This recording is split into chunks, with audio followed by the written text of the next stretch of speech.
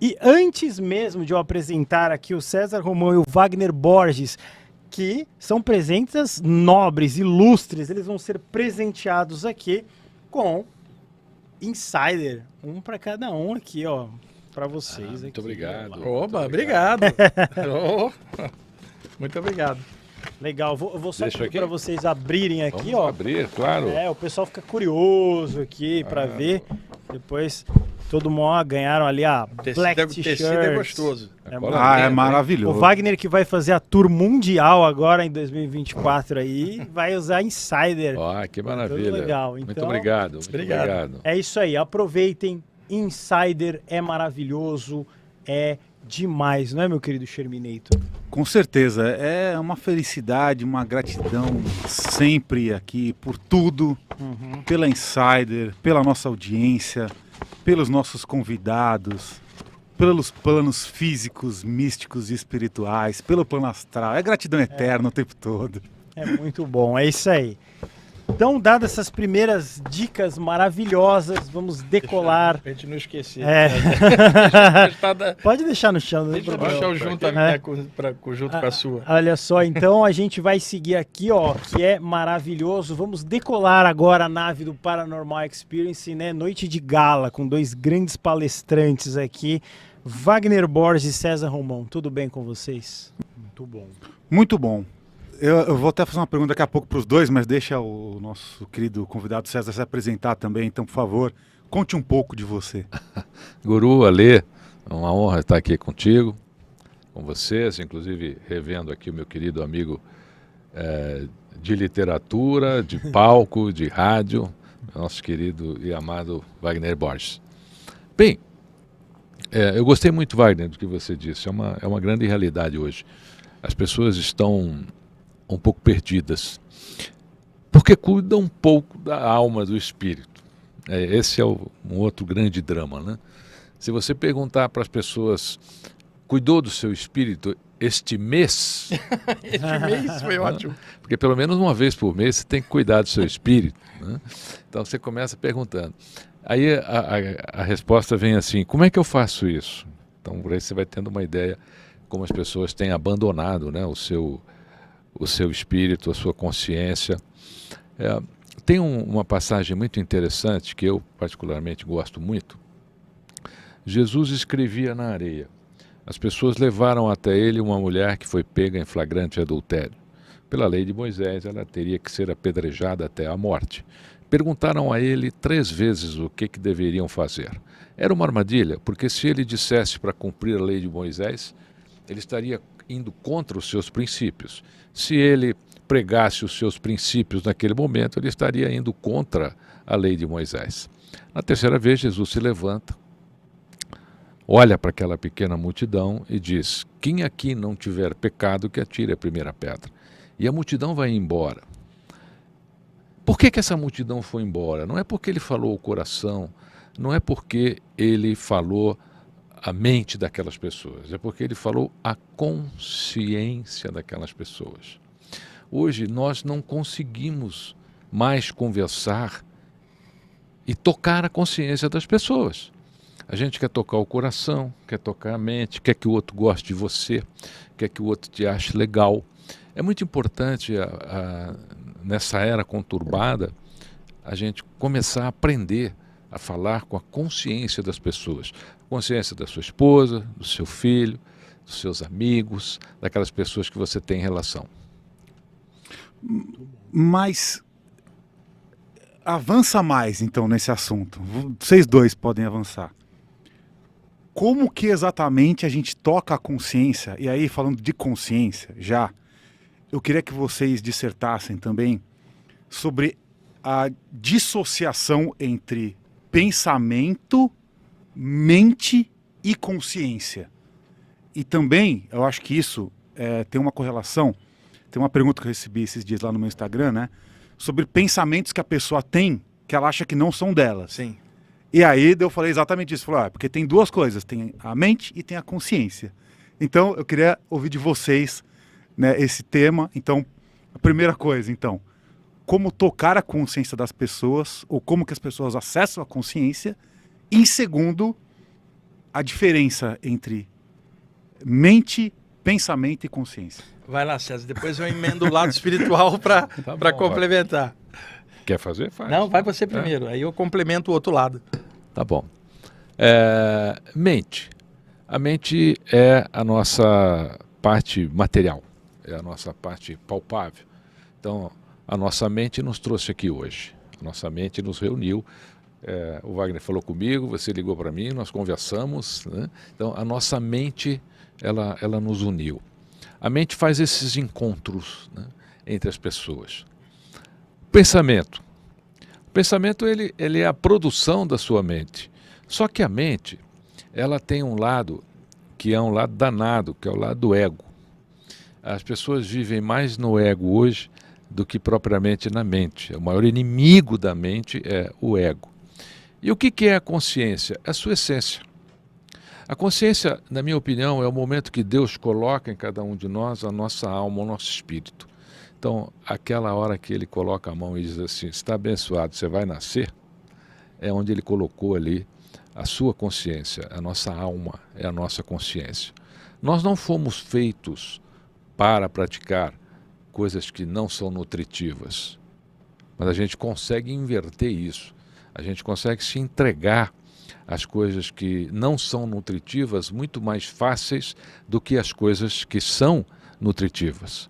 Então, se você pegar toda a história da humanidade, vamos começar ali pelo Código de Hammurabi, vai? Olho por olho, dente por dente. A humanidade sempre trabalhou assim.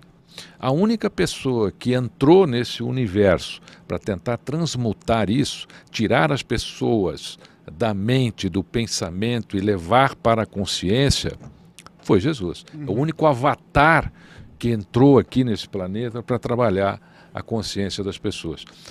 Ele foi embora, mas o que ele deixou ainda vem tentando fazer isto.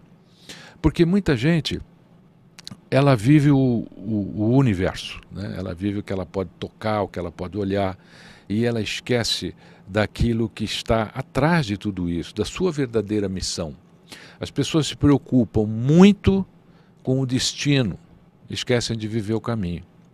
Então ela está preocupada em chegar no destino, ela está preocupada em chegar no destino. E o caminho é lindo, o caminho é maravilhoso, você aprende mais no caminho do que quando chega no destino. Às vezes você chega no destino e não é aquilo que você esperava. Então se você aprendeu durante o caminho, parabéns, você está mais próximo da sua consciência. E como é que a gente pode melhorar a nossa consciência? Olha, eu faria uma pergunta muito simples. Todo dia você chega em casa, é simples demais, é tão simples que é difícil você acreditar. Todo dia você chega em casa, olha no espelho e pergunta assim, eu fiz o bem hoje? Pronto, só isso, nada mais que isso. A nossa consciência, ela tem como missão justamente isso, praticar o bem, porque só o bem encontra um caminho. Tanto que quando a pessoa não está fazendo algo que esteja ligado ao bem, não tem aquela, entre aspas, né? Aquele adágio popular, pô, eu estou com dor na consciência hoje, eu não devia ter feito isso. Ele luta contra a própria consciência dele, às vezes ele quer fazer o bem, mas não consegue. Né? Ele ganha uma luta para lutar com ele mesmo. Então basta você se perguntar se você fez o bem hoje, ou esse mês, né? Ou esse ano, vamos começar pelo ano, tá bom? Aí nessa resposta você vai fazer um exercício para a sua consciência. Ela vai falar com você. Ela vai contar para você que você não fez o bem que você poderia ter feito. Esse movimento é o que nos torna mais próximos da nossa alma. É isso que eu penso. Tá, vou colocar... Isso é um tema muito difícil porque a gente tende a usar a mente para entender um tema desse, né, César? Por isso que o exercício que eu falei aqui, ele é bem simples, difícil até de acreditar, mas ele funciona. Como é na consciência que está a nossa centelha divina, eu acredito nisso, e a gente tem que acessá-la. E a gente só acessa a nossa essência divina através do bem, através do amor. Não tem outro jeito. Não tem outro jeito. Tanto que os yogis, por exemplo, qual é o estágio? Você tem que chegar no nada. Quando você chegar no nada, você vai encontrar a sua centelha divina. Eu gostei que o Wagner Borges falou que falar de consciência é um assunto difícil. É difícil, com certeza. Complexo demais. Não, é porque ouvir você falar isso, que um tema é difícil de ser falado, difícil. é uma coisa, é um desafio até para nós, né? É o desafio para qualquer um, né, César? É complexo demais. Mas aí eu vou colocar uma conjectura aqui, tá? A consciência, então, ela não seria um estado inteligente ou senciente que vem antes da mente física e que seria um estado vibracional, porque às vezes, conjecturas aqui, vocês podem avaliar, às vezes a gente escuta a nossa consciência se manifestar. Ela não se manifesta de forma racional, Sim. como pensamentos, mas ela se manifesta como uma vibração. E uma vibração também é uma informação, é uma forma de inteligência. Então, seria uma inteligência antes do processo mental da coisa.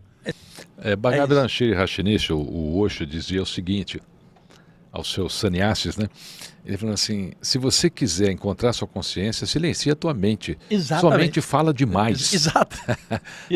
Dá um basta. Isso é muito interessante, porque eu vou voltar aqui ao Avatar Jesus. Na transcendência de estado de mente para a consciência dos seus discípulos. Quando é que os discípulos passam a ser apóstolos?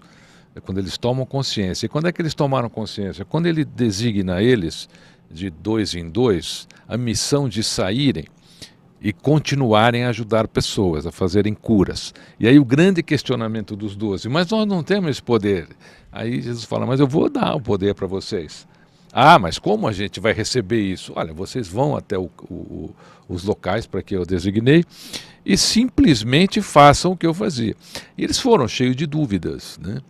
Na primeira cura que eles exercitam, eles se assustam com o poder que eles poderiam carregar. Uhum. Aí o que eles passam de discípulo a apóstolos e passam a ter consciência do que são capazes de promover o bem, de promover a cura, de promover milagres, né? E aí eles voltam. Quando eles voltam, por incrível que pareça, eles retomam aquela vida natural em torno de Jesus e perdem o poder. Eles não conseguem mais fazer cura. Aí voltam a ter o poder da cura só em Pentecostes. Mas esse abandono da nossa mente, a nossa mente fala demais. Será que vai chover? Será que vai fazer sol? Que roupa eu coloco hoje, né? Einstein usava só um terno preto, uma camisa branca. E um dia uma repórter foi fazer uma reportagem na casa dele e falou assim, nossa, mas a sua roupa é toda igual. Ele falou, eu não gosto de perder tempo para me perder. Esse tempo da escolha é um desperdício para minha mente. A gente desperdiça muito tempo da nossa mente. Einstein estava corretíssimo, né? Porque nós desperdiçamos muito tempo da nossa mente com 2 palavrinhas, que sem elas a gente não consegue dormir, que é o porquê. Tudo tem que ter um porquê. Mas por que tudo tem que ter um porquê? Por que as coisas simplesmente não são? Por que a água é água? Ah, porque não, mas porque a água é água? Porque a água não é só a água. Esse questionamento é que deixa a nossa mente superativa.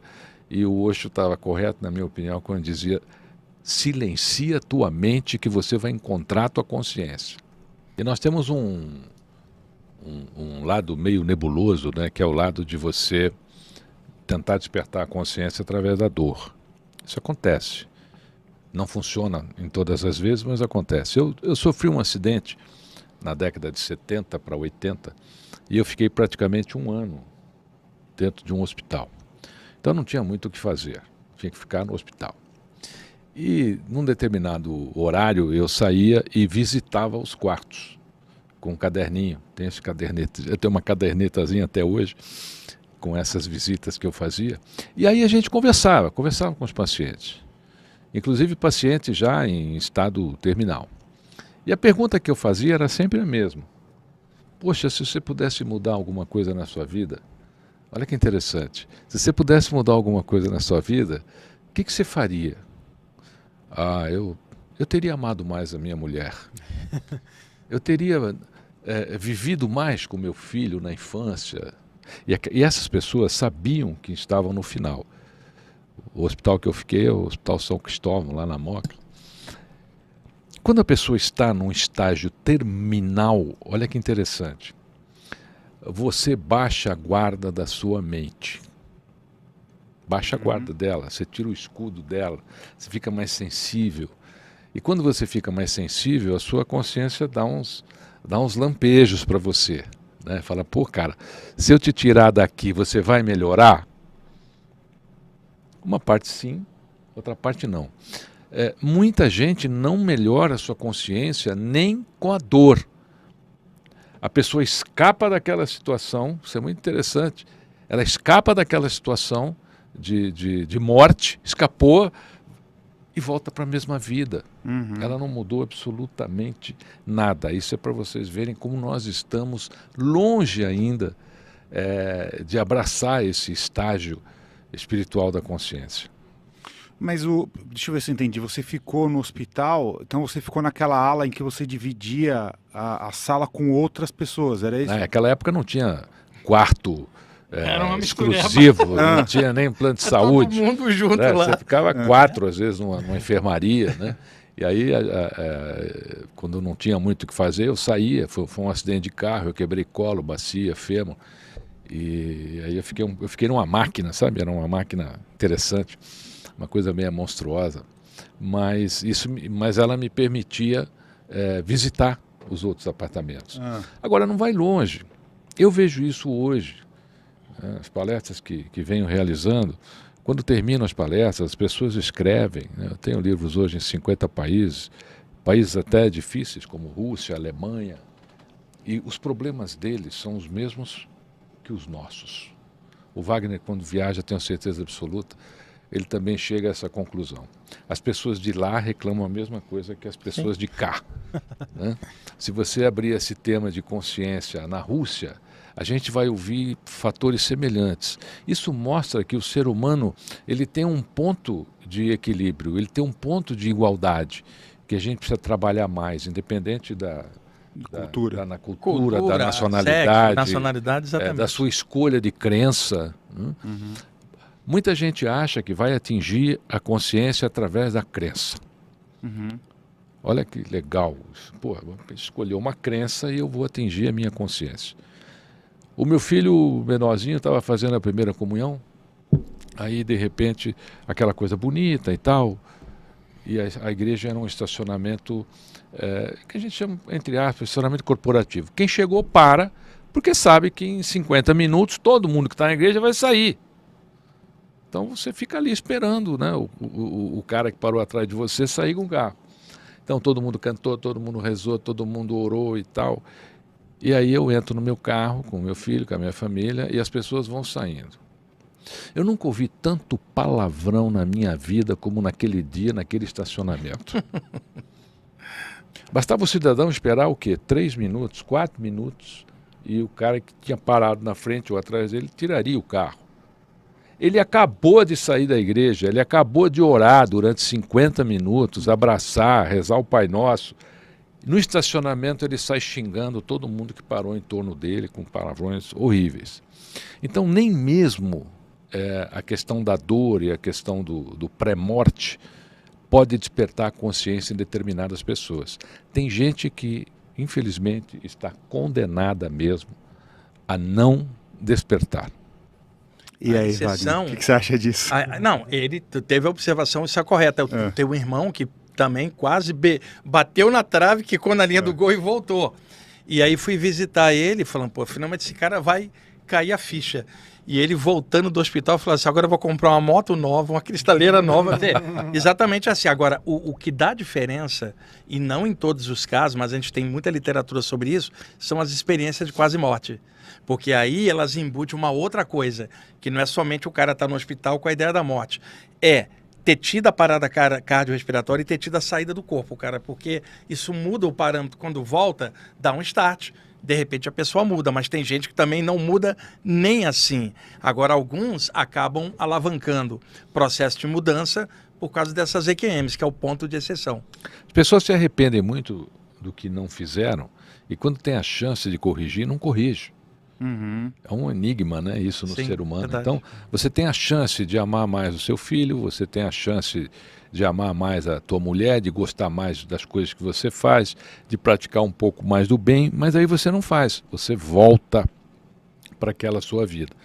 Eu tenho uma explicação um pouquinho científica para isso, eu não diria nem científica, diria genética. Nós somos mamíferos.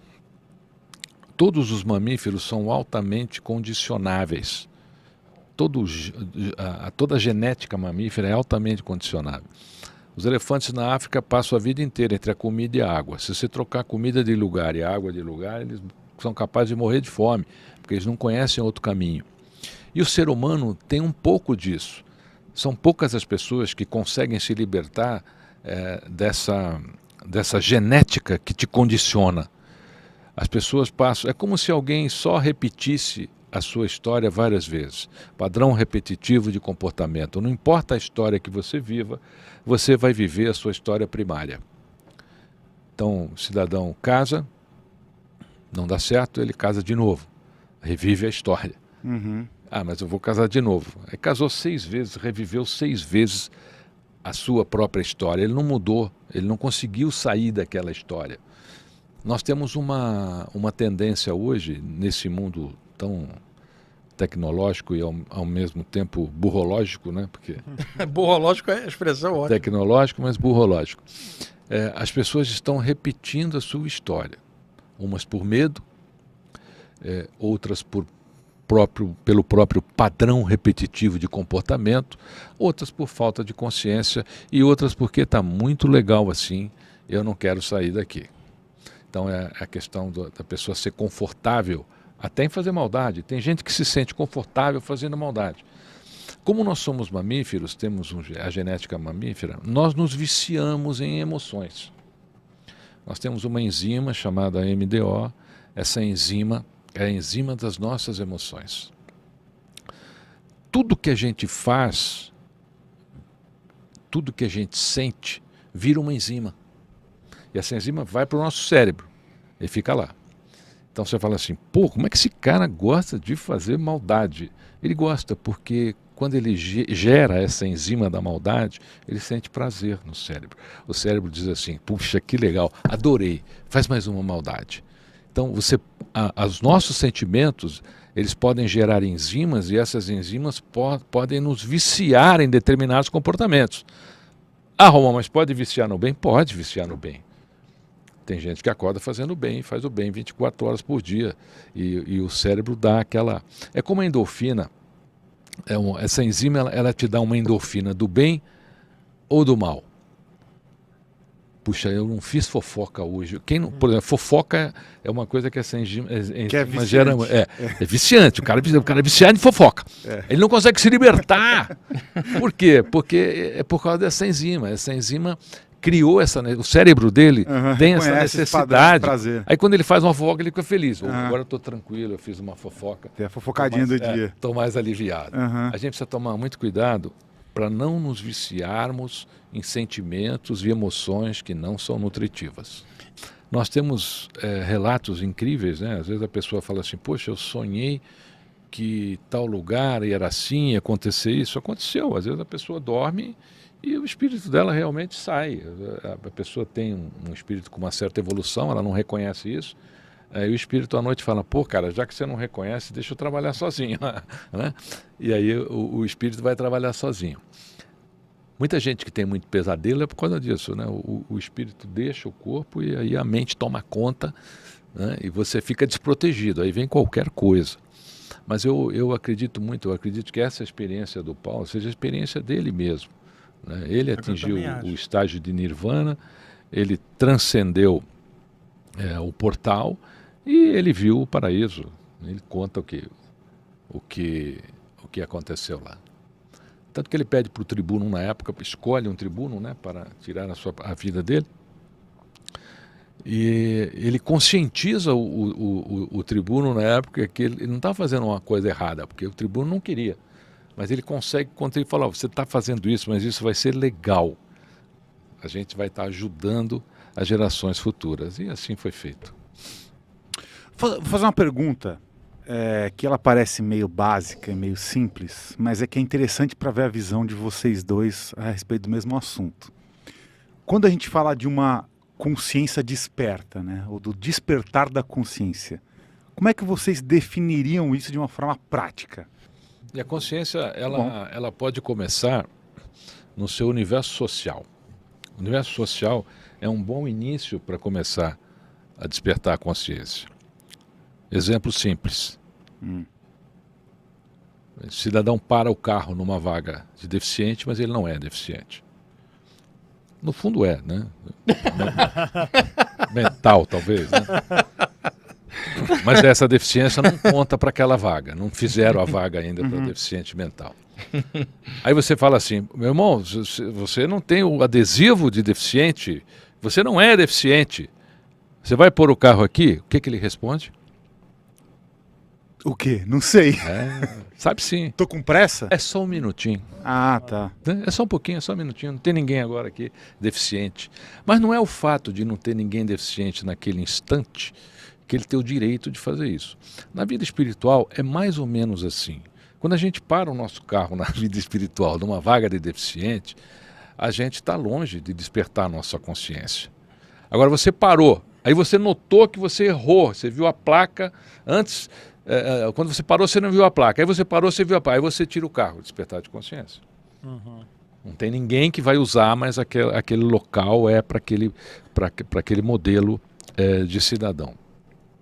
É muito simples no dia a dia a gente entender isso. Então, no seu dia a dia, nas pequenas coisas, você pode exercitar esse seu despertar. Então, desperta primeiro a sua consciência social, que hoje está em baixa, né? Romão, me dá mais um exemplo para despertar minha consciência social para eu conseguir chegar na minha consciência espiritual. Gentileza. A gentileza é um despertar de consciência. Está em falta hoje também, né? Mas, então eu vou sair hoje e vou ser gentil. Não importa o que aconteça, você vai ser gentil. Você vai estar trabalhando o seu despertar de consciência. E partiu do social, se você melhorar o seu social, daqui a pouco você percebe, meu querido amigo Wagner Borges, você sabe disso, que você vai estar andando no despertar espiritual, porque a sua mente já foi dominada. Aquela sua vontade de fazer a fofoca já foi dominada, né?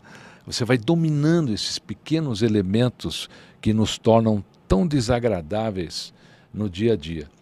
Por quê? Porque é no social que você vai praticar o seu conhecimento, a sua sabedoria. Então, de que adianta rezar no domingo para fazer maldade de segunda a sábado? E nós precisamos também andar à sombra das nossas palavras. Muito importante isso. Andar à sombra das suas palavras. É fundamental. Você pega a Via Dutra, por exemplo,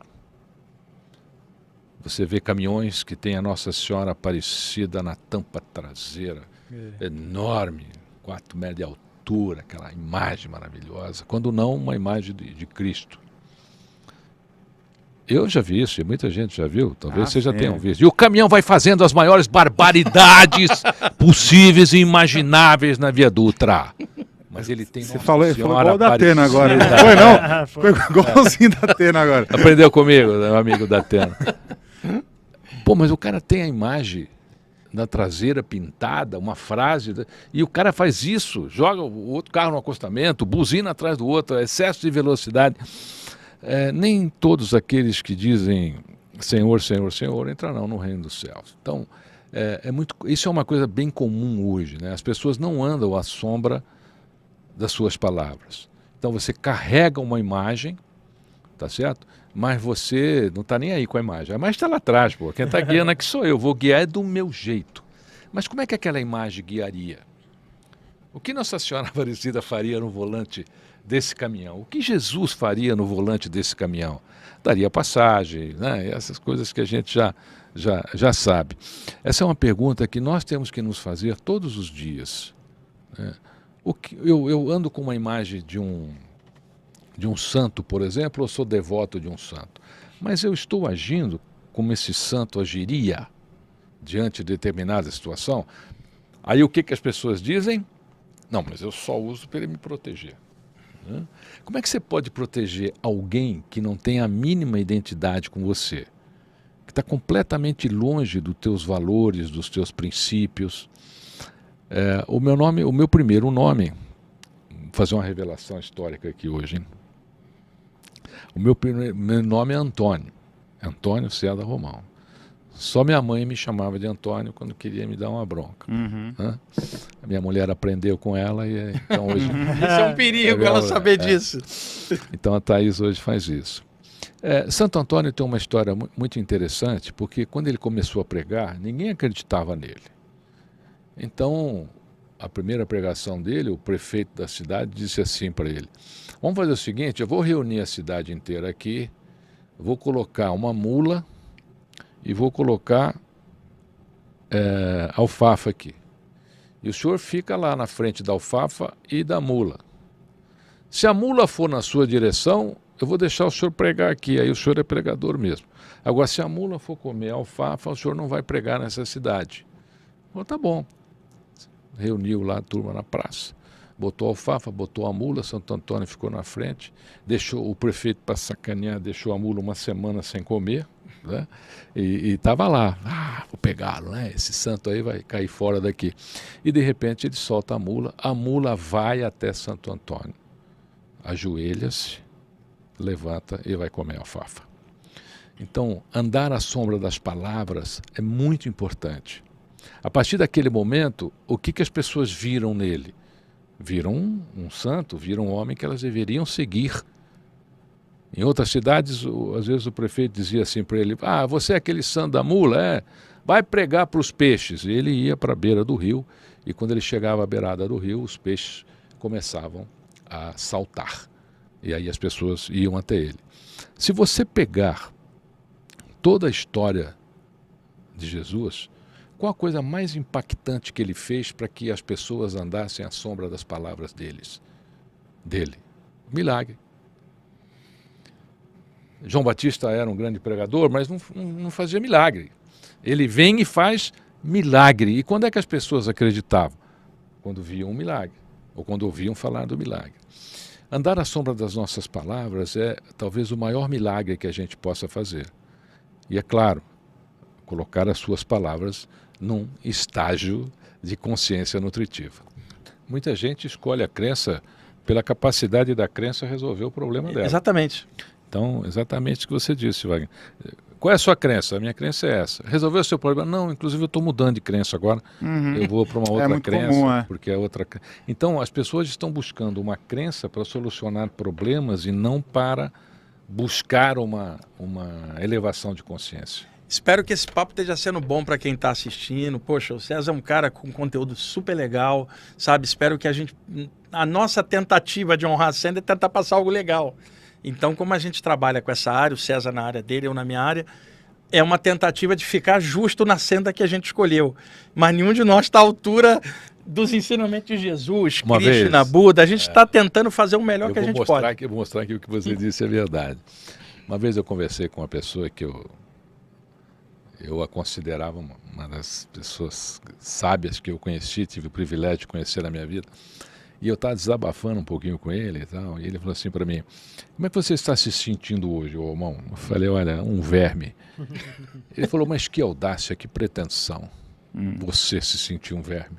Um verme fertiliza a terra, você faz isso? Então, quando a gente está no caminho da busca, a gente tem que esquecer o pensar que é, né? Porque isso. Aí é o ego sabotando, porque quem mais sabota o nosso caminho é o ego sabota. Então a pessoa, ela lê um livro, e o único livro que ela leu na vida, e aí ela sai dando aula do livro, porque foi o único livro que ela leu na vida. Às vezes você está isso acontece muito, vocês devem passar por isso também. Eu agora, para combater isso, eu adquiri uma técnica bacana. Você está num jantar, a pessoa senta-se ao seu lado, de repente a pessoa vira para você e fala assim: você conhece Nova York? Ela acabou de foi a primeira vez que foi para Nova York, ela já sai. É verdade. Aí, antigamente eu respondia. Né? Hoje, para eu ter sossego no jantar, a pessoa fala assim para mim, você já foi a Nova York? Eu falo, não. Nossa, você não foi para Nova York? Não. Então vou te contar. Então conta, ela fica falando e eu posso... Enquanto ela vai falando. Quando ela vai desligar o falando, eu cérebro. posso jantar, desligo o meu cérebro. Né? A gente precisa entender que esses mecanismos de ego, eles são brutais. O ego está sempre tentando nos sabotar. Como eu faço muita palestra para a empresa, principalmente para o setor de RH, eu conto uma historinha do ego no mundo corporativo. Né? O diabo queria tomar conta da terra e para isso ele teve um plano de colocar um diabinho do lado de cada anjinho. Uhum. E aí não deu certo, né? O gerente dele voltou e falou assim, olha, seu diabo, não vai dar não. Ele falou, por quê? Porque Deus tem muito mais anjo do que nós temos de diabo. Vai faltar muito diabo ainda. O senhor não vai conseguir implantar o caos na terra. Aí tinha um diabinho trainee, né? Estava servindo o cafezinho ali. O diabinho trainee falou assim, posso falar? Falou, pô, quem é você? Ah, eu entrei ontem aqui, estou só servindo café. Tá bom, vai, fala. Ele fala, seu diabo, o senhor nunca vai conseguir implantar o inferno na terra se o senhor colocar um diabinho do lado de cada anjo. Mas se o senhor colocar uma gota de ego em cada ser humano, o inferno vai estar implantado no planeta Terra. E foi isso que ele fez. Hoje, todas as pessoas precisam acordar de manhã, Guru Alê e meu querido Wagner Borges, e dizer assim, qual é, como dizia Saulo, né? Combater o bom combate. Qual é o bom combate? É o seu ego. Acordar de manhã e dizer assim, hoje eu vou lutar o máximo possível contra o meu ego, todo dia. Porque muitas vezes você quase chega lá, quase chega aqui no topo da pirâmide. Quando você está chegando assim, o ego vem e você vira e fala, eu sou o máximo. Pronto, caiu de novo. Essa semana, há pouco tempo aí, nós comemoramos o Ano Novo. O fato que aconteceu em Paris, aconteceu no mundo inteiro. Então, foi publicada uma foto em todos os jornais, e a gente assistiu ao vivo em algumas emissoras internacionais, da Avenida da Champs-Élysées. Não tinha uma pessoa, minutos antes da meia-noite, em Paris, que não estivesse filmando o soltar dos fogos lá. Entendeu? Todas com celular. E aí você olha aquela fotografia, é interessante, é digna de estudo isso, né? Você fala, vou achar alguém que não está com o celular filmando. Não tem. Perderam o quê? O momento. O momento Então lúdico, você não né? abraçou quem Sim. está do seu lado, você não comemorou Exatamente. com seu amigo, com a sua esposa, você se preocupou muito mais em filmar. Quando os celulares começaram, eles eram um grande inimigo meu nos palcos de palestras. Porque já era assim, a pessoa... Você só viu o pessoal filmando. Só filmando. Aí eu falei assim, poxa, e agora? Todo mundo filmando, o pessoal só filma, ninguém presta atenção em nada. O que você fez? Eu não fiz absolutamente nada, continuei deixando o pessoal filmar. Até hoje o pessoal filma. Eu sei que as pessoas que filmaram não aprenderam nada, mas eu falo isso, inclusive. Eu falo, gente, olha, se vocês quiserem aprender, não filma. Você Assiste. aponta, você aí, ó. Você que tá filmando, você não tá aprendendo nada. Eu falei, mas se você quiser aprender, guarda o telefone e escuta. Porque... E um dia, numa das palestras, um rapaz falou assim para mim, seu Romão, foi numa universidade, porque o jovem, quando quer perguntar, ele não quer perguntar, ele quer te derrubar, né? Ele quer te agredir de alguma maneira. Ele falou, seu Romão, o senhor fez muitas faculdades, né? Eu vi aqui. Como é que o senhor conseguiu? Porque hoje nós temos o Google, temos a internet, a gente estuda muito com mais facilidade, né? Temos todos os livros à mão. Que ferramenta o senhor usava quando o senhor estudava para poder ter essa formação acadêmica? Eu falei, meu jovem, o cérebro, coisa que vocês não fazem mais. Se vocês voltarem a usar o cérebro, vocês não têm ideia das transformações que vocês vão fazer na vida de vocês. Mas mesmo a gente tendo objetos, né, como o celular, que prejudicam as palestras hoje, as pessoas sempre mais preocupadas em filmar, a gente não deve parar de tentar.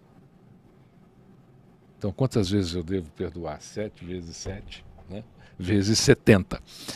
A gente não deve parar de tentar. Hoje eu sinto que as pessoas param de tentar quando encontram, por exemplo, um desafio desse. Então, já vi muito palestrante no palco perde a paciência.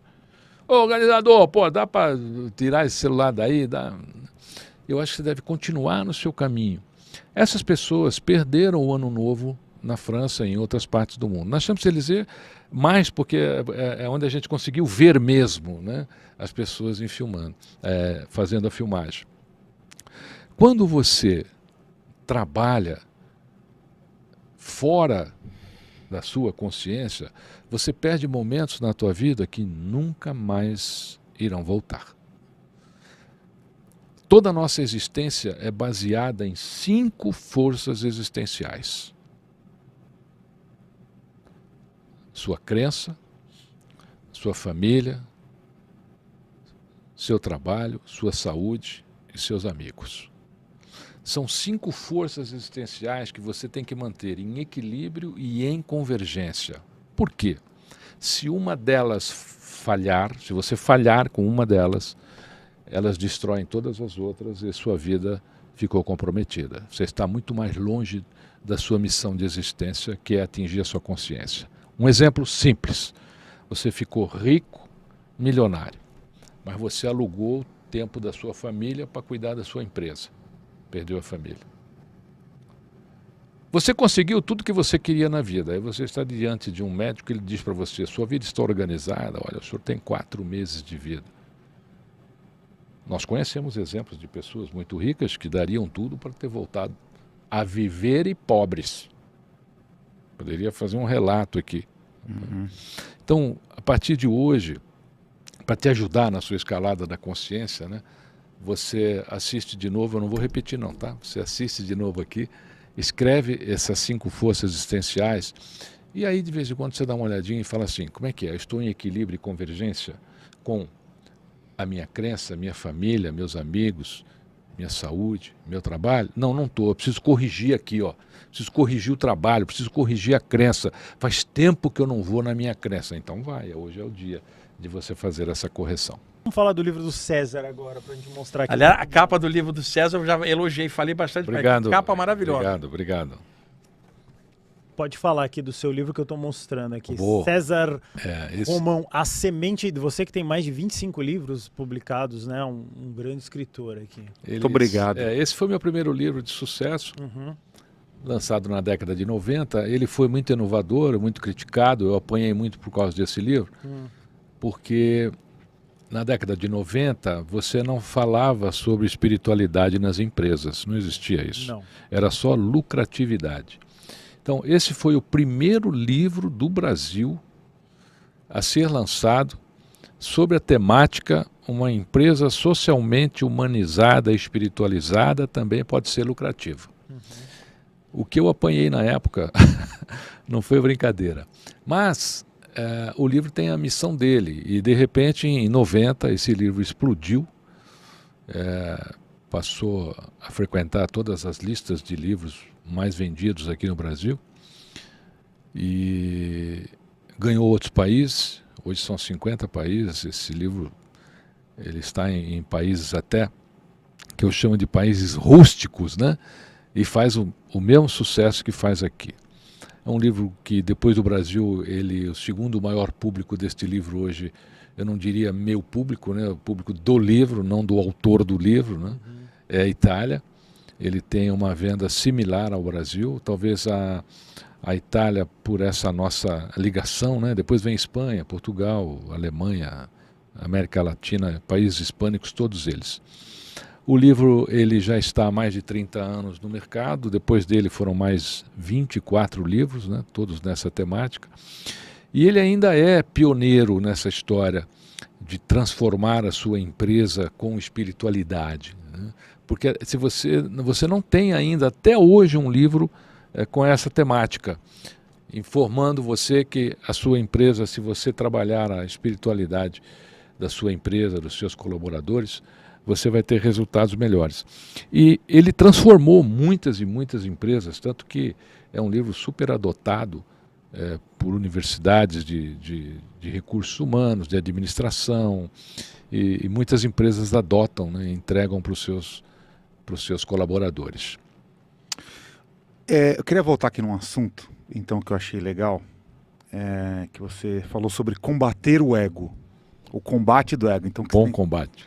você acorda de manhã falando para si mesmo, combaterei meu ego. Como que se faz isso, então? Eu vou falar como eu faço. Tá, e depois o Wagner. Vai, você quer falar primeiro? Não, vai você primeiro. Ó, gente, eu vou contar como eu faço com o meu bom combate com o meu ego. Uhum. Eu acordo todo dia de manhã, me arrumo, olho minha agenda, monto minha agenda, como fiz hoje, né? Aí, antes de sair de casa, eu me olho no espelho e falo assim: César Romão, menos, você não é tudo isso, baixa essa bola, tá bom? Tá. E aí eu saio. Esse é o início do meu combate com o meu ego. Eu já saio de casa com certo grau de humildade. Talvez não com a humildade que eu deveria sair, mas eu já dei uma melhorada no ambiente. Porque o ego, ele é uma coisa estranha.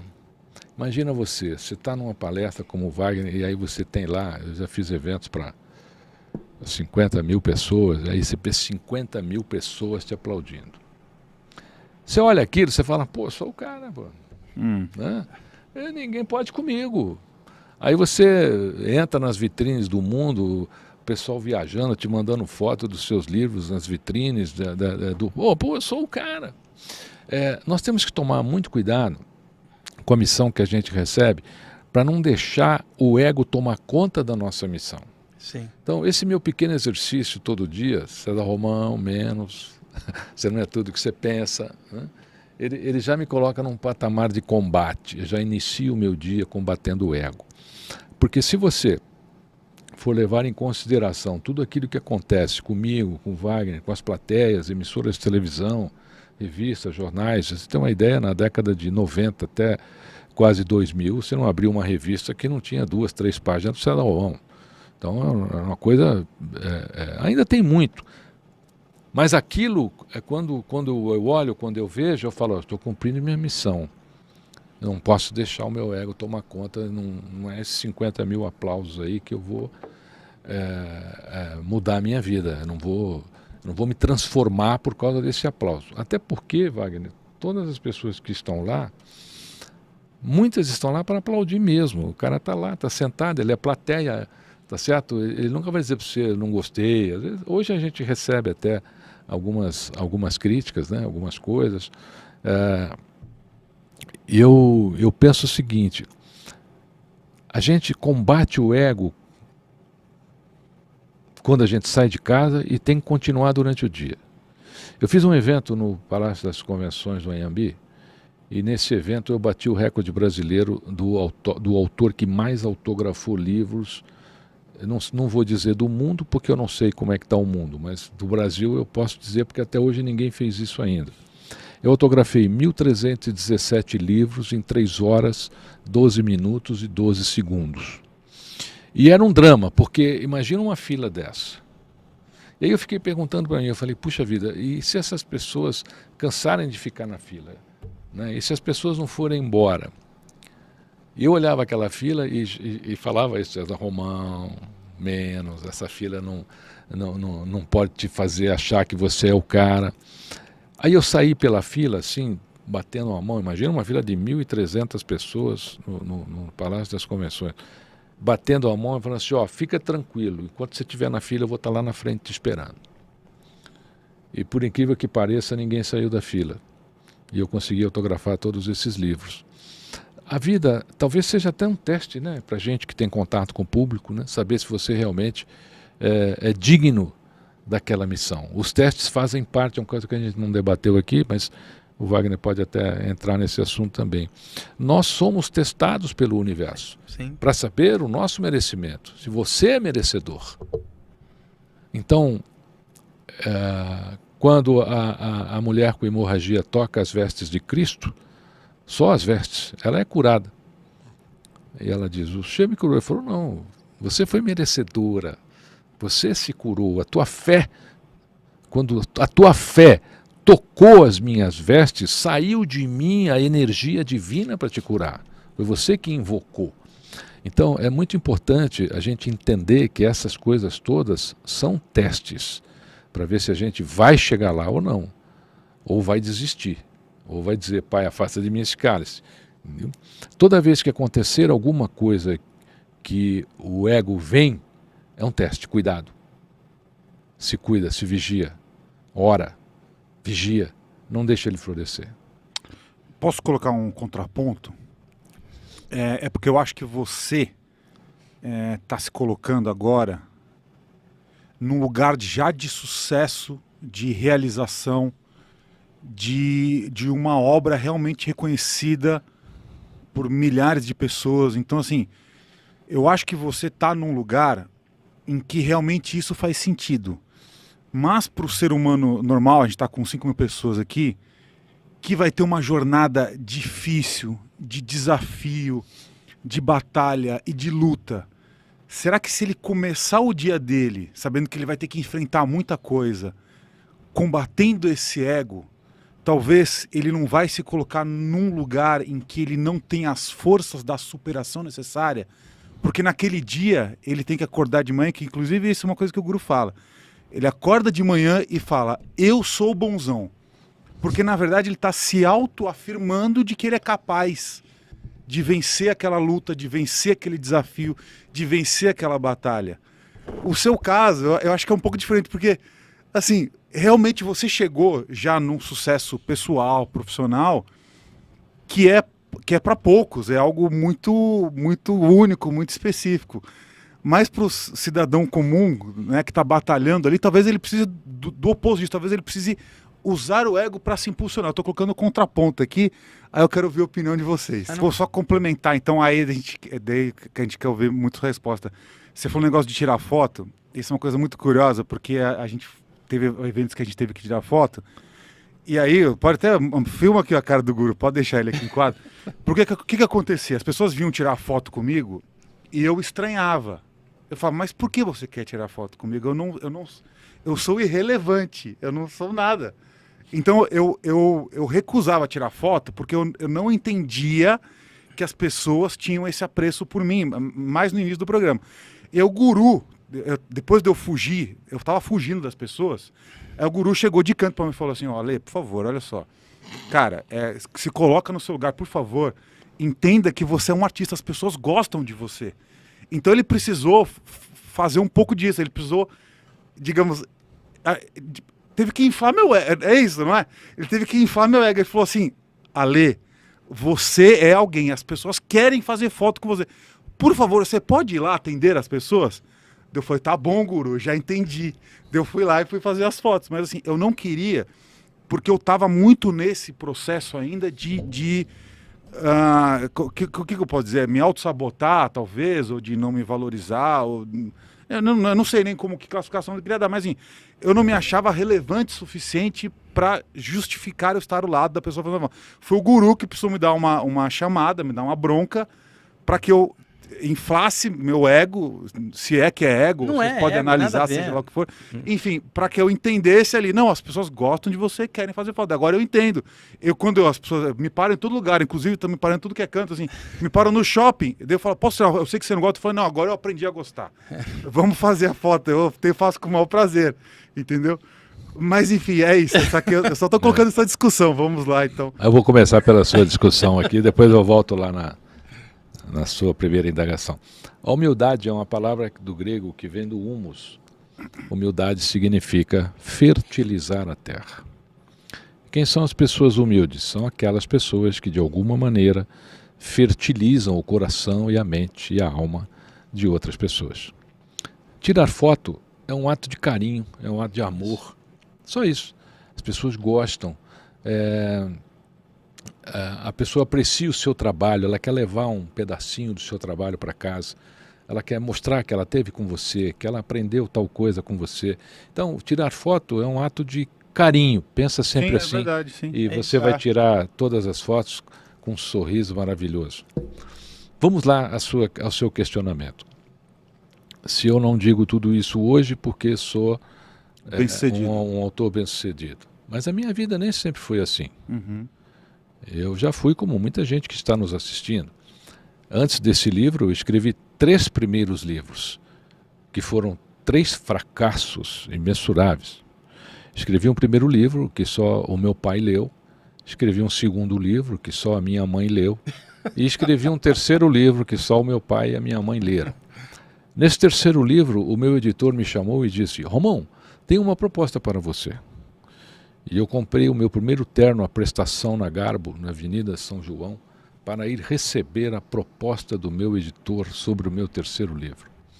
E quando lá cheguei, ele me olhou, me levou até uma sala e disse: Romão, aqui estão seus 3.000 livros. Ninguém quis. Vendo a você a peso de papel. E eu comprei os meus 3.000 livros, 2.998, né, porque 2 estavam com meu pai e com a minha mãe, e levei para minha casa e coloquei assim como estão esses seus livros aqui no estúdio. E os amigos iam em casa e diziam: Romão, você é um fracasso como escritor, cara. Esquece isso, vai fazer outra coisa. Você escreve, só seu pai e sua mãe lê, você mesmo compra e coloca no seu escritório. Esquece isso. Procura outro caminho. E era incrível, porque todo amigo aqui em casa falava a mesma coisa. Aí um dia um amigo, que eu gosto muito, repetiu o mesmo discurso, como se eles tivessem combinado. Aí eu disse a ele: você acha mesmo que eu sou um fracasso? Ele falou: eu acho, você é um fracasso. Eu falei: eu não sou um fracasso. Eu já sou um sucesso. Eu sou o único autor em todo o mundo que tem 3.000 livros em sua biblioteca, escritos por ele mesmo. Nenhum outro tem até hoje. E aí eu escrevo, depois dos 3 testes de fracasso, é que eu escrevi A Semente de Deus. Eu descobri 3 tipos de livros que eu não deveria mais escrever.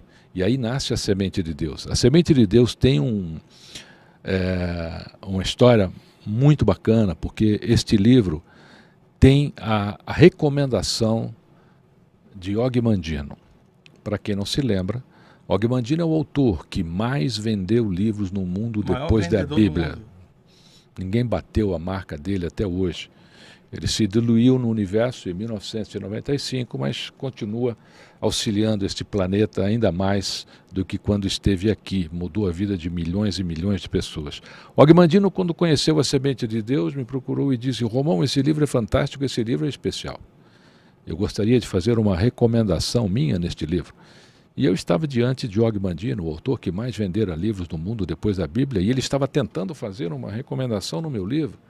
Ale, Guru, era uma decisão difícil, eu tinha que pensar. Aí eu pensei muito, pensei quase uma semana. Olhei para ele e disse: Mandino, tudo bem, tá? Eu vou deixar. E aí Og Mandino fez a recomendação no livro A Semente de Deus. O Paulo Coelho também tem uma recomendação aí, nosso querido Paulo Coelho. E o livro tomou o caminho dele.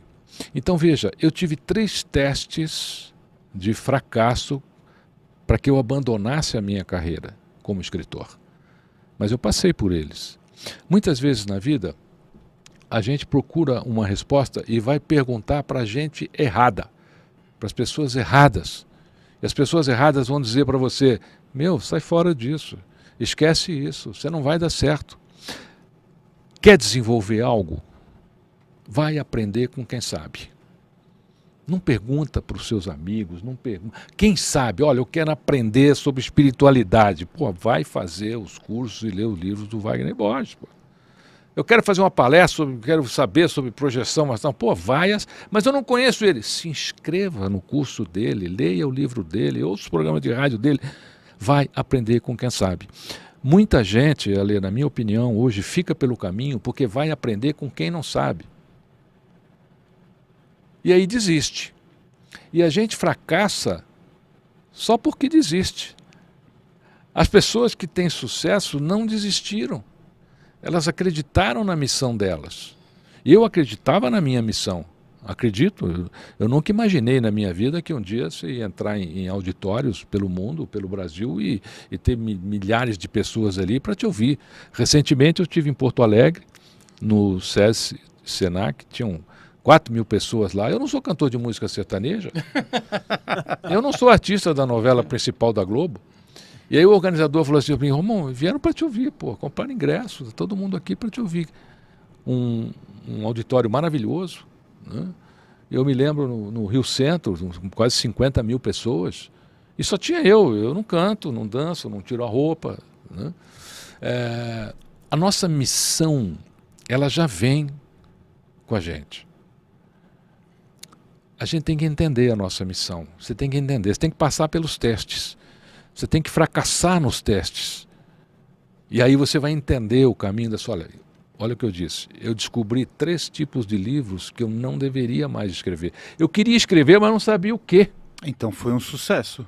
Entendeu? Mas você precisa entender esse não é isso? Como diz o Sucesso Wagner. em cima da aprovação. Da aprovação. Fracasso. Então, quem Fracassar foi um Teste. sucesso. Em cima do alguém teste. bem-sucedido, acho que o cara surgiu da noite pro dia, não. E a relação de anos em sem cima dúvida. e o fracasso. Aham. A primeira palestra que eu fiz na minha vida, Ale, Guru e meu irmão, foi em São Caetano do Sul.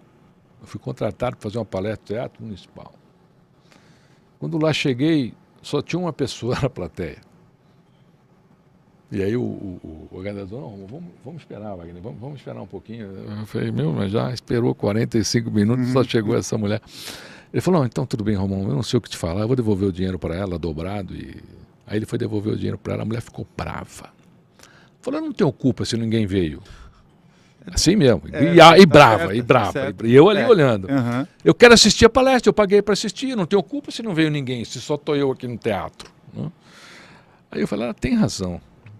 Subi no palco, como se aquele auditório tivesse Lotado. cheio, e fiz a palestra. Acabou a palestra, essa mulher não me disse boa noite, levantou e foi embora.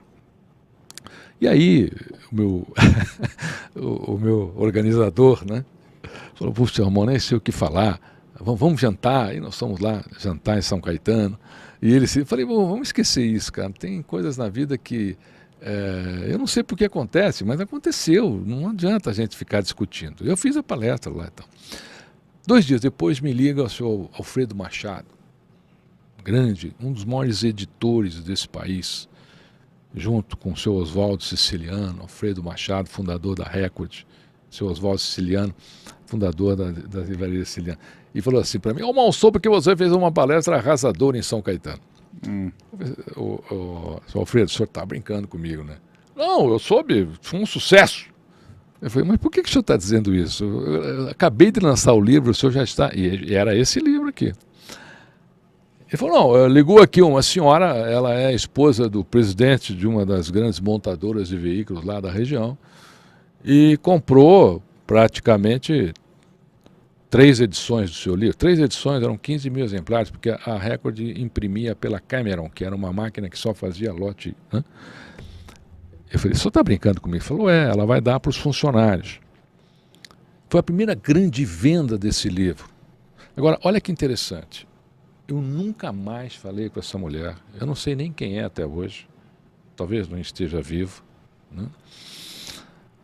Mas naquele momento, eu podia ter ido embora. Eu nem sabia quem era ela. Nem sabia, nem imaginava. E talvez ela não fosse se identificar também. Mas eu imaginei o seguinte, falei, eu fui trazido aqui. Deve ter uma razão para eu tentar falar para uma pessoa só. Né? E eu falei. E a maior venda de livro de uma só tacada foi essa, para essa empresa. E aí o livro explodiu. Então, vou voltar aqui no que a gente conversou, e o Wagner vai abordar com mais propriedade, a questão dos testes. Se você pegar toda a história da Torá, Davi, foi testado ou não foi? Salomão, foi testado ou não foi? Quer dizer, todas as pessoas que têm uma missão espiritual, elas passam por testes antes. Chico Xavier mesmo. Né? Todo mundo. Contar a história do Chico, disso. ninguém escapa do teste. A questão é assim, é você entender que aquilo não é um fracasso. Fala, cara, isso é um teste, eu vou passar. Eu vou passar nesse teste. Eu escrevi um livro chamado Só o Amor Não Basta. Eu entrevistei mais de 1000 casais para escrever esse livro sobre relacionamento. Mapeei as competências para que as pessoas se mantivessem casadas. O livro tem todas elas, eu vou dizer uma só.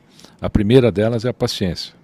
Se você não conseguir a primeira, esquece o resto e não vai funcionar. E um dia eu desci do palco, tinha feito uma palestra sobre o livro, e 2 crianças vieram e me abraçaram pela perna. E deram um livro para eu autografar. Depois, criança lendo o livro, né? Deve ser um ato de carinho do pai, da mãe, né? É para o seu pai? É para o seu... Não, é para nós. Meu nome é tal, meu nome é tal. Aí eu falei, por que você quer ler esse livro? Ele falou, porque esse livro salvou o casamento do meu pai e da minha mãe. Se o senhor não tivesse escrito esse livro, hoje a gente estava vivendo em casas separadas, com pais separados. Pesado, hein? Aí os pais vieram. Uhum. Né? Me abraçaram, pegaram as crianças, abraçaram. E aí o pai falou, contou para ele? Filhinha falou, pai, contei que esse livro aqui, tal. E aí, fala se isso não é uma missão, se você não tem que ter coragem. E o livro, quando saiu, foi extremamente criticado. Eu segurei críticas e mais críticas, provavelmente de revista feminina, né? Mas o livro está aí, ele continua, ele vai fazendo o papel dele. Essa pessoa chegou até mim e falou, sei lá quantas outras, aconteceu alguma coisa, quantas vidas você transformou, nem todo mundo vem até nós para conversar. Mas eu me sinto no trilho, eu falo, eu estou cumprindo a minha missão. No final, eu não sei se eu vou ser um bom soldado, né? Mas eu estou cumprindo a minha missão.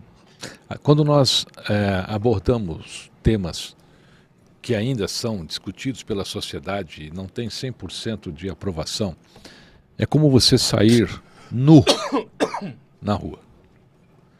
Vamos tirar nossa roupa aqui agora e vamos sair aqui pelo bairro.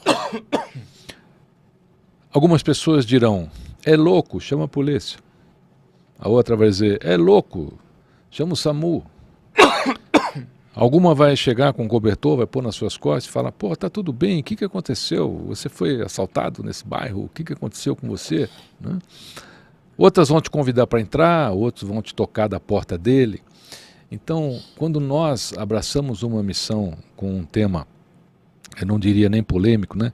Mas eu diria um tema que ainda não é suficientemente discutido, a gente sai nu na rua, tem que estar preparado.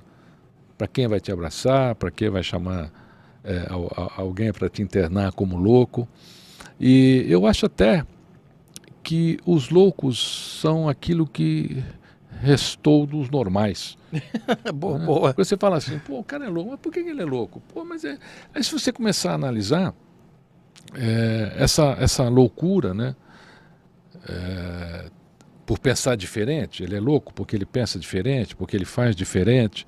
E todos que pensaram diferente, fizeram diferente, já foram chamados de loucos. Uhum. Você não tem ideia o que eu fui chamar de doido em 90. Você acha que quem é que vai querer saber desse assunto dentro do mundo corporativo? Hoje é um assunto estritamente discutido no mundo corporativo. É um assunto, hoje as empresas têm até a questão da ESG, né, que você tem que estar ligado na conservação do planeta, se você não tiver o certificado. Está tudo isso discutido aí em 1990. Nós temos que insistir na nossa missão. É a missão, como disse o Wagner, vai lá e cumpre. Só isso. Muito legal, gostei muito aqui da reflexão, do debate. Queria falar rapidinho só dos livros de novo, tá todo mundo perguntando aqui. E aqui do nosso querido César Romão, A Semente de Deus, que é um best-seller absoluto aqui, ó. Teve uma história muito bonita esse livro aqui, ó. Então, tá aqui os 2 livros, tá todo mundo perguntando bastante. Gente. Então é isso, vamos continuar aqui a nossa jornada.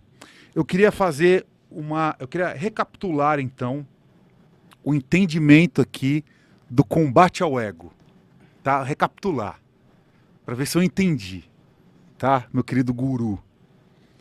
Então o que eu entendo, que o combate do ego nada mais é que você lutar contra aquelas forças que existem dentro de nós mesmos e que nos distanciam do nosso propósito. Então, o nosso propósito aqui, vamos pegar aqui o propósito de vocês, então, né? Esse propósito, então, de transformar as vidas, de impactar positivamente a vida das pessoas. Se ele for tomado pelo ego, a gente vai deixar de se guiar por este caminho e vai enveredar, então, pelo caminho da fama, talvez, A fama não é um problema. ou O problema é a arrogância, em cima ou das a coisas. soberba de se achar superior e esquecer a missão. Então o ego, na verdade, ele tem esse papel. É. Né? Ele faz você esquecer a sua missão primordial. Autossabotagem. Salomão, em um dos provérbios, ele Vou dar um disse, pulinho no banheiro para fazer um mic ali enquanto Fica o à César vontade. vai mandando bala aí. Salomão, em um dos seus provérbios, diz assim: a soberba precede a queda. Perfeito. Perfeito. O pai dele, né, Davi, quando vê que a sua coroa está arruinada pelos próprios filhos, né, ele diz: pai, minha soberba me tirou a coroa que tu me destes. Essa questão do ego, né, ela é vista através da Bíblia como soberba. E se você fizer uma análise histórica, você verá que a soberba é a causa dessa nossa desunião no planeta. Então você pega uma guerra, por exemplo. Por que ela acontece? Porque um acha que é melhor que o outro. Um acha que deveria ser dono do que o outro é. Um acha que o outro tem é dele. A soberba, aqui para nós, né, a questão do ego, ela precisa ser combatida, porque ela é a causa separatista da humanidade. Então, é a tua soberba que separa você por raça, por credo. Verdade. Ela é a causa separatista, né? Pouca gente sabe lidar com isso. Então, se você quiser ficar próximo da sua consciência, da sua missão existencial, esse é o seu inimigo. Não é o seu vizinho, não é o seu chefe, não é aquela pessoa que buzinou atrás de você no farol. Esse é o seu inimigo, a soberba. E não tem como, se ela existir, a queda virá. Não há nenhum relato histórico de pessoas que viveram na soberba e a queda não chegou. Eu diria para você aqui uma série de empresas e empresários que navegaram na soberba, hoje existem nos livros de história e agora estão reescrevendo os livros de história e daqui a pouco talvez nem existam mais para que as pessoas possam aprender com o que eles fizeram, né, e não repetirem o erro. Essa guerra que nós temos aí, 2 guerras hoje, soberba. Então, o lado de cá acha que o lado de lá é dele. Aquela terra é minha. Não, vocês é que são a outra guerra. O seu povo é que é ruim, o meu é bom. Então, nós tínhamos que ter até... Vamos abrir nesse programa hoje aqui uma campanha de combate ao ego. Combate à fome. Mas por que a fome vem? Por causa do ego. E existem pessoas que desenvolveram consciência. Veja que alguns bilionários americanos, depois de se tornarem bilionários, perderam a graça do brinquedo. E aí eles fazem o quê? Doam a sua fortuna. Bill Gates tem um trabalho humanitário hoje que eu até me emociono quando falo. É espetacular. Esse cara está mudando uma parte da história do planeta, assim como ele e outros. Mas olha, ele foi, soberba, de repente, pum, consciência chegou. E o que ele se transforma? Num benfeitor. A consciência chegou. Então, hoje nós podemos antecipar isso, a gente pode ter consciência agora. Para que sofrer até essa consciência chegar? Toma uma decisão agora que você vai acordar todos os dias e combater o seu verdadeiro inimigo, que não é sua sogra, não é seu sogro. Se você entrar numa arena de touros, com um pacotinho de feno e água, talvez você faça mais com esse touro do que com a espada e uma capa. A gente está muito encapado, está com muita espada, está com muita blindagem. Então, você conhece alguém, a pessoa fica te sondando, já pergunta logo o que você faz, né? Bom, será? Então, não existe uma relação como era antigamente, conhecer alguém com prazer, né? Com carinho. Fala, pô, você vai ser meu amigo. Ah, cuidado, olha.